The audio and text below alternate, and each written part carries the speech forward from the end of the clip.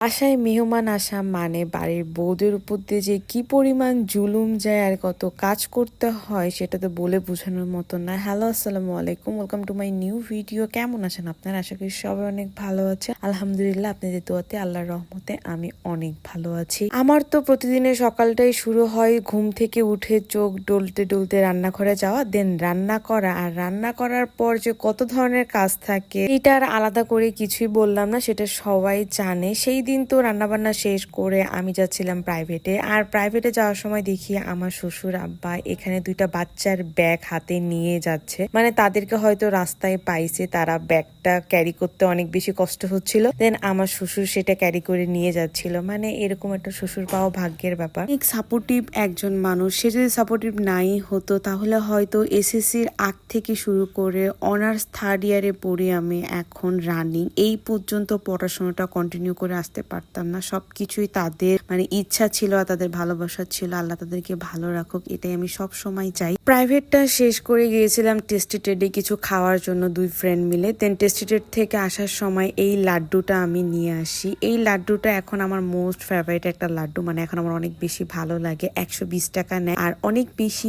মজা, সেটাই আমি খাচ্ছিলাম। আর বাসায় যদি গেস্ট আসে তাহলে একটা বাড়ির বউয়ের উপর যে কি পরিমাণ জুলুম যায়। আগে তো বিয়ের আগে বাসায় গেস্ট আসলে পায়ের উপর পা তুলে মানে মা ভাবিরা সব করতো, বসে বসে খেতাম। বাট এখন যখন শ্বশুর বাড়িতে গেস্ট আসে যত কাজকর্ম রান্না বান্না সবকিছু তো নিজের দায়িত্বে নেই, আর সেগুলো সব নিজেই করি অনেক সুন্দর মতো। এই ভিডিওটা বেশ কিছুদিন আগের একটা ভিডিও, যেদিন আমি খুব কাছের 3জন মানুষকে দাওয়াত করেছিলাম আর খুব সিম্পল রান্না বান্না করেছিলাম। রাতের যেহেতু দাওয়াত ছিল তাই আমি দুপুরের দিকে প্রাইভেট থেকে এসে গরুর মাংসটাই আগে রান্না করে রেখেছিলাম যাতে রাতে বেশি ঝামেলা না হয়। আর সন্ধ্যার দিকে আমার কিছু না খেলে তো একদমই হয় না। দেন আমি এখানে চা আর সাথে একটু নুডলস রান্না করে বসে বসে খাচ্ছিলাম। আর ফ্রিজে তো সবসময় কোক থাকে, যেটা আমার আর আমার হাজবেন্ডের লাগে। নিজের পেট আগে ঠান্ডা করে তারপর অন্যের পেট ঠান্ডা করার জন্য এখানে রান্না করতে চলে এসেছিলাম। এখানে প্রায় আমি 11টার মতন ডিম নিয়েছিলাম। ডিমের কোরমা রান্না করব,